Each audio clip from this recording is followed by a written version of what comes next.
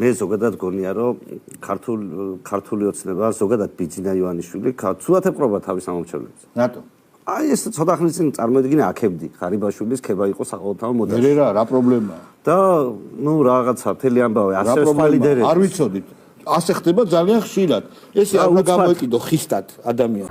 ასე ხდება ძალიან ხშირადო, რომ არ ვიცით რაღაც და მე ვარკვევთო, ხო? ამას ამბობს ამ შემთხვევაში შალვა და ძალიან ხშირად არა, ქართული ოცნების შემთხვევაში შეგვიძლია ვთქვათ, რომ ყოველ ჯერზე ასე ხდება. ძალიან ხშირად არ არის, ყოველ ჯერზე. ანუ აქამდე ვინც იყო ამ პრემიერი, ამ პრეზიდენტი, რა ჩამოთვალოთ. თუ გინდა აბსოლუტურად ყველა შემთხვევაში ყველა აღმოჩნდა ბოლოს ბრწყალებში მოღალატე.